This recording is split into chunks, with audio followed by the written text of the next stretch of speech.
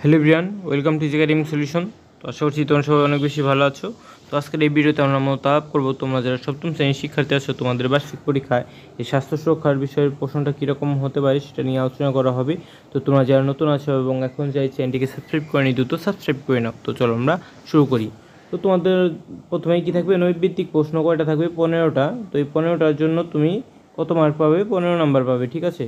তো এইখানে নৈর্ভিত্তিক প্রশ্নগুলোর ভিতরে কী দেখো গেছে, যেমন বর্ষাকালে কোন রোগটি হয়, ডায়রিয়া হলে কোন খাবারটি অবশ্যই খেতে হবে। তো এখানে যে সঠিক উত্তরটা আছে সেই উত্তরটা তোমার টিক চিহ্ন দিতে হবে অথবা খাতায় লিখতে হবে, শিক্ষকরা এটা তোমাদের পরীক্ষার সময় বলে দেবে। এরকমভাবে দেখো তোমাদের কয়েকটা কোশ্চেন আছে, 15টা কোশ্চেন আছে, ঠিক আছে। এই 15টা কোশ্চেন তোমার উত্তর করতে হবে এবং এখানে পাবে তুমি কয় নাম্বার?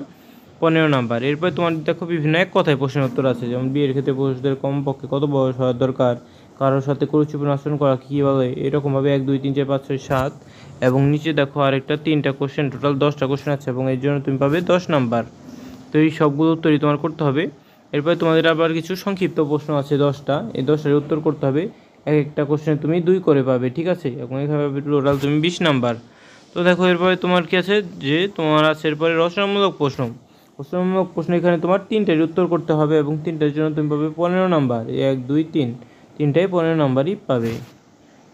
তো দেখো এরপরে তোমার কি আছে, যে রচনামূলক প্রশ্ন, যেটা দৃশ্যপট নির্ভর প্রশ্ন আছে, এখান থেকে তোমার কোনগুলোর উত্তর করতে হবে? দেখো এখান থেকে তোমার 8টা কোশ্চেন থাকবে এবং 8টা থেকে তোমার 5টার উত্তর করতে হবে।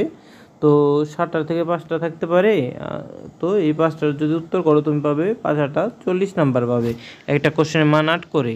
তো দেখো এই যে যেমন একটা কোশ্চেন, যে নাহিদ সম্পর্কে বলা হয়েছে সপ্তম শ্রেণীতে পড়ে, ওর বন্ধুদের সাথে ওর বেশ পার্থক্য, এই বিভিন্ন কোশ্চেন দেওয়া আছে। তো এখানে দেখো যে বিভিন্ন যে কোশ্চেনগুলো আছে এই কোশ্চেনগুলো তোমার উত্তর করবে। তো এই যে 1 নাম্বারটার ভিতরে আবার দেখো ক খ আছে, এই 2টা মিলে 8 নাম্বার, এই 2টা মিলে হচ্ছে তোমার 1 নাম্বার কোশ্চেন। তো 2 নাম্বার কোশ্চেন আবার এই যে এই 2টা মিলে 2 নাম্বার কোশ্চেন, 3 নাম্বার কোশ্চেন আবার এই 2টা মিলে, এভাবে দেখো তোমাদের অনেকগুলো কোশ্চেন দেওয়া আছে এবং সবগুলো কোশ্চেন উত্তরই তোমার দিতে হবে। তো তোমরা যদি এই কোশ্চেনগুলোর উত্তর চাও তাহলে অবশ্যই কমেন্ট বক্সে কমেন্ট করে জানাতে ভুলবে না। এবং তোমাদের যে শিক্ষণকালীন মূল্যায়নের যে কোশ্চেনগুলো আছে সেগুলো আমরা কি করব, যে শিক্ষণকালীন মূল্যায়ন, তোমাদের যে বাড়ির কাজ, তারপরে অ্যাসাইনমেন্ট আছে, এগুলোর উত্তর আমরা খুব শীঘ্রই দেওয়ার চেষ্টা করব। তোমাদের যদি এই শিক্ষণকালীন মূল্যায়ন উত্তর দরকার হয় তাহলে অবশ্যই কমেন্ট বক্সে কমেন্ট করে জানাবে। তো সবাইকে ধন্যবাদ জানিয়ে সেখানেই শেষ করছি।